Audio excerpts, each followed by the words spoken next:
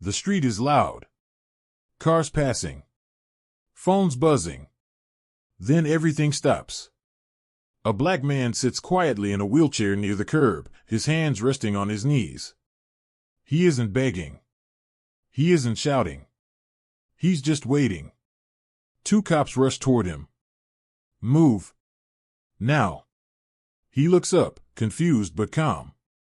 Officer. I can't stand. One cop scoffs. Everyone can stand.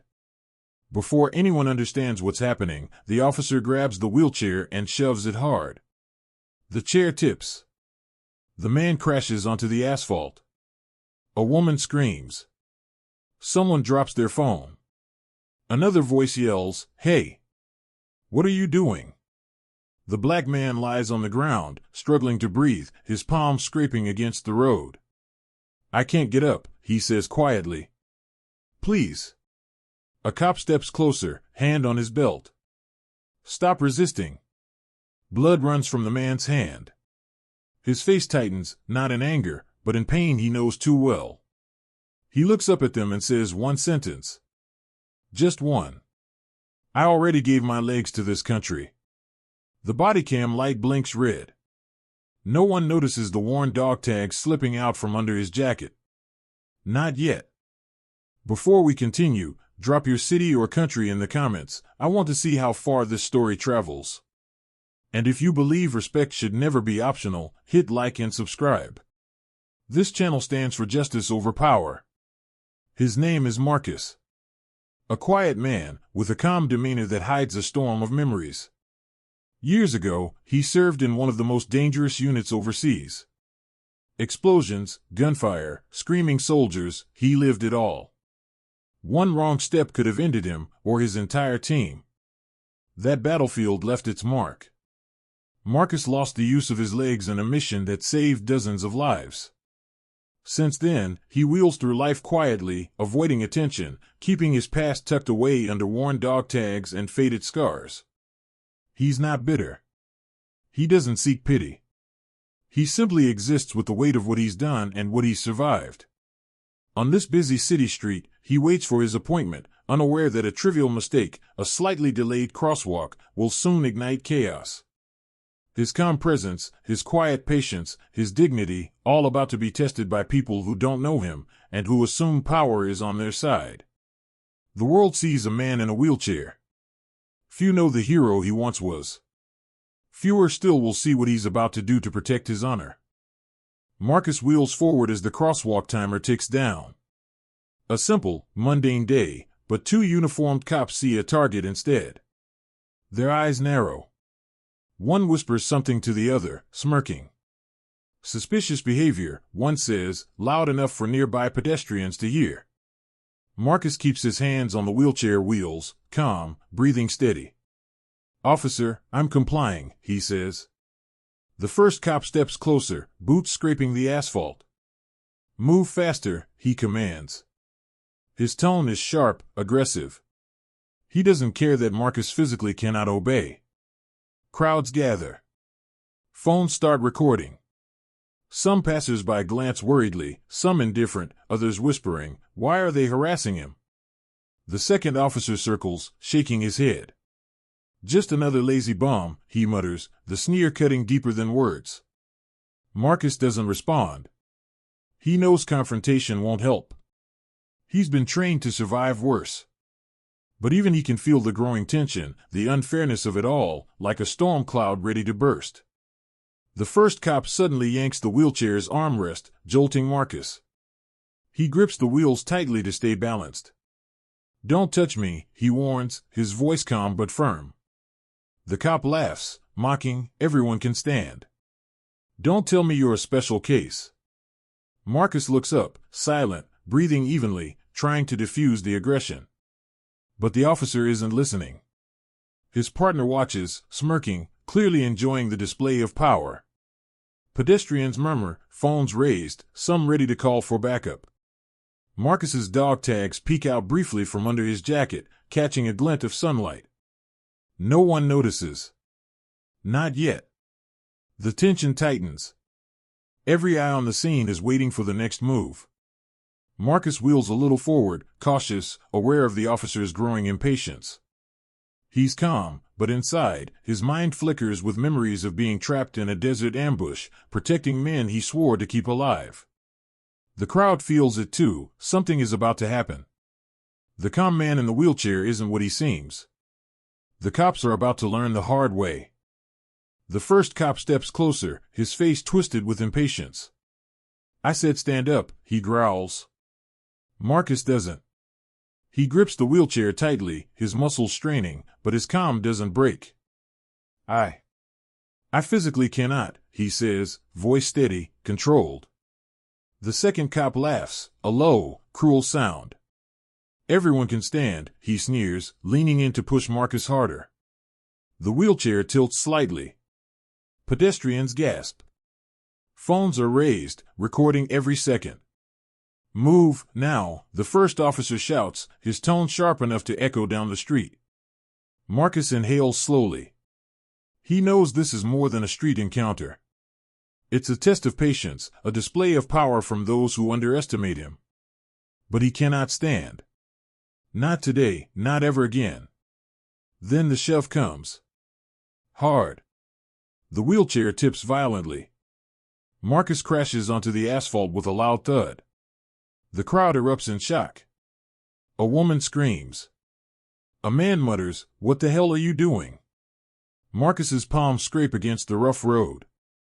Blood seeps from shallow cuts, red streaking against his dark skin. His jacket has ridden up slightly, revealing the glint of dog tags. The officers don't notice. Not yet. The first cop leans in, chest puffed, hand hovering near his belt. "Stop resisting," he barks. Marcus closes his eyes for a brief moment, letting the words pass over him. The public humiliation burns, but he's no stranger to pain or injustice. He whispers under his breath, calm but firm. "I already gave my legs to this country." The crowd quiets, stunned by the statement. Phones still roll. The second cop hesitates, surprised at the words but too proud to admit it. A few pedestrians step closer. One whispers, Did he really say that?" Another murmurs, "He's a veteran." Marcus shifts slightly, adjusting his position on the asphalt. His breathing remains even, controlled, almost meditative. He's in pain, yes, but more than that, he's calculating. Every movement, every glance is measured. The cops, however, are blinded by arrogance. The first officer shoves Marcus again, this time harder. Marcus flinches but does not scream. Blood drips down his hand. A brief silence falls over the street, a tense, uneasy pause, like the world is holding its breath. Then, from the crowd, someone whispers a name, a veteran's name. A retired soldier steps forward, eyes widening as recognition hits. Marcus's dog tags glint in the light, revealing just enough to trigger memories from another time, another battlefield. The cops still don't understand. They think they are in control. But control is slipping. Slowly, silently, the tide is turning. The street is tense, the air thick with anticipation. Marcus, the quiet man in the wheelchair, has endured insult, shove, and blood, but the moment of reckoning is approaching. And when it comes, it will not just be about him. It will be about justice. The public watches, mouths agape, as the calm man who once saved lives now faces the arrogance of those who underestimated him. Marcus lies on the asphalt, blood trickling from his scraped palms, the rough concrete pressing against his back. The world around him is noisy, cars honking, people murmuring, phones recording, but in his mind, there is a different sound. A silence that carries weight. It is not empty. It is heavy with memory, heavy with the ghosts of battles long past, heavy with the men he could not save, and the victories he forced from impossible situations. He closes his eyes briefly, letting the bright sunlight hit his face, warming him, calming him. He feels the scrape along his shoulder and the sting on his palms, yet these are nothing compared to the echoes in his mind. Desert heat, sand whipping against his face, the acrid smoke of burning vehicles, screams of men pinned under explosions, these flash before his eyes in rapid succession. He remembers the radio calls, frantic and desperate. "We're under fire. We're pinned. Move now or we're gone." Every detail, every sound, every second is etched into him. He relives the moment he dragged 2 of his men from a burning convoy while bullets whizzed past, the deafening roar of artillery shaking the ground beneath him. One misstep and he would have joined the fallen. Another and his entire unit would have perished. He whispers under his breath, words only he can hear. "Not again, not like this." The crowd watches, phones up, confused by the sudden quiet. The officers shift uneasily, sensing a change in the air but not understanding its source. Marcus's breathing is steady, controlled, almost meditative. He is calm on the outside, but inside, a storm is brewing, a storm of experience, pain, and the quiet knowledge of his own power. His dog tags rest against his chest, catching a glint of sunlight. They are small, insignificant to the untrained eye, yet they carry a lifetime of service, honor, and sacrifice. Soon, the world will recognize what these symbols mean. Marcus takes another slow breath. The silence is no longer empty. It is charged, electric. Every muscle tenses slightly, every nerve alert. The officers are still unaware of who they are dealing with, and the street seems to hold its breath with him, waiting. This moment, brief as it is, holds the calm before the storm. The reckoning is near. And when it comes, it will shake not only the officers but everyone who assumed power over him. The quiet man in the wheelchair is not powerless. Far from it. The street is quiet now, tension hanging like a heavy curtain. Marcus sits on the asphalt, wheelchair tipped beside him, breathing steady, calm, but inside, the memories of the battlefield flare bright, sharp, and unrelenting. The crowd around him whispers, phones recording, eyes wide. The officers, however, are still arrogant, still smirking, still convinced they control the situation. Then a voice cuts through the murmurs. Low, deliberate, almost trembling. "That's him." A retired soldier steps forward from the crowd, his eyes widening as recognition hits. The glint of Marcus's dog tags catches the sunlight just enough to confirm what his mind already knew. He had trained beside this man. Fought beside this man. Survived because of this man. Marcus shifts slightly, adjusting his position, not looking up. His calm demeanor masks the torrent of memories raging inside him. The soldier whispers again, this time louder, "He saved us, he saved our entire unit." The crowd begins to murmur, growing louder, curiosity turning to awe.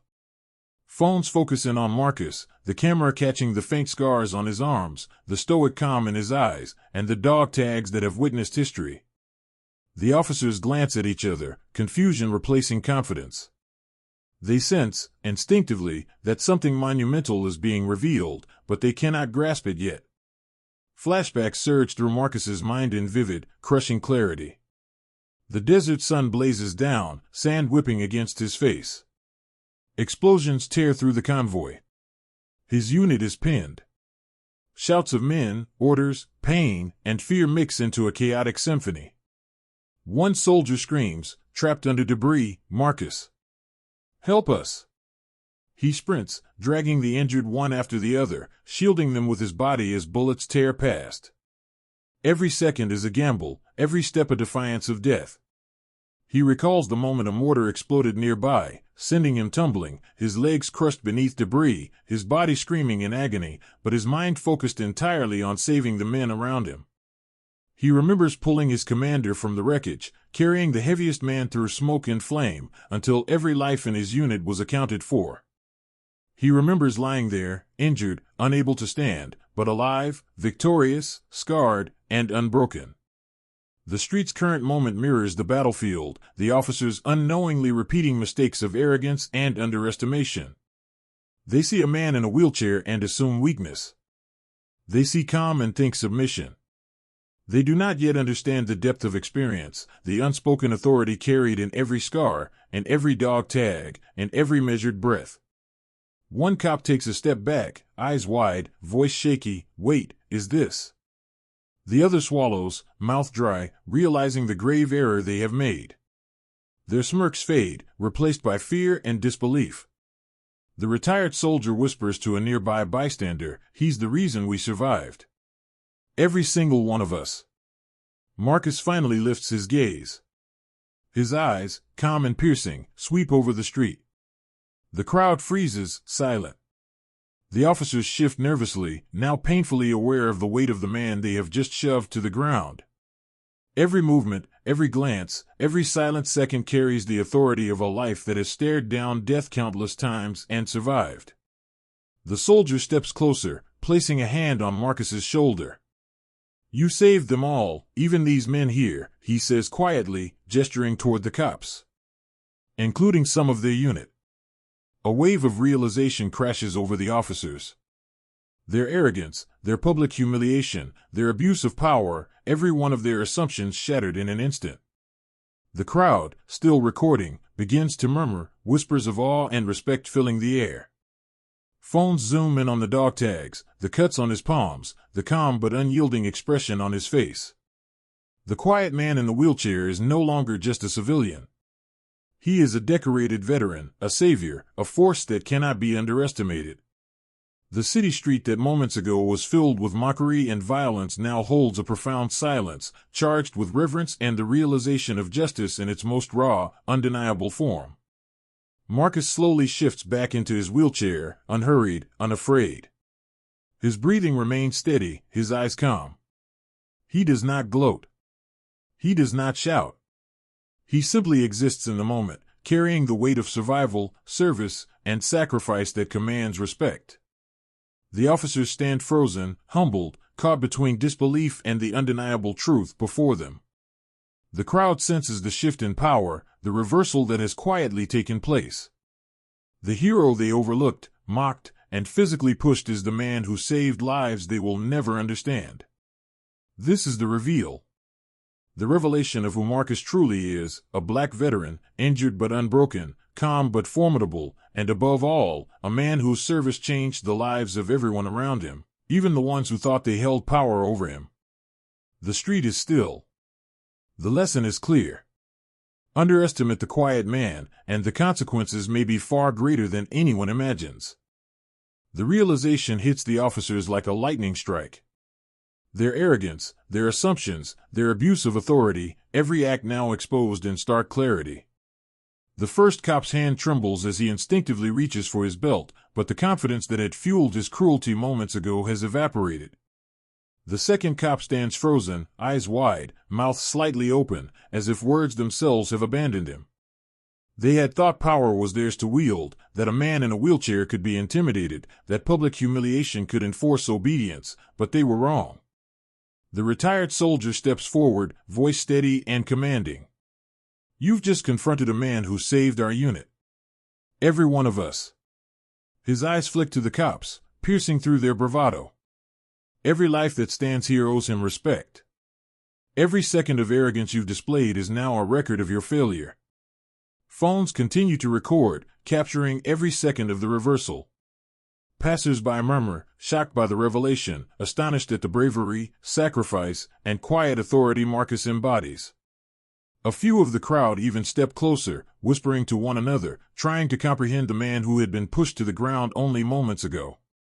Internal affairs officers, alerted by witnesses and phone streaming footage live, arrive on the scene. They approach cautiously, clipboard in hand, eyes scanning the officers who now stand like children caught misbehaving. The senior officer shakes his head, disgusted, and signals for the uniformed cops to step aside.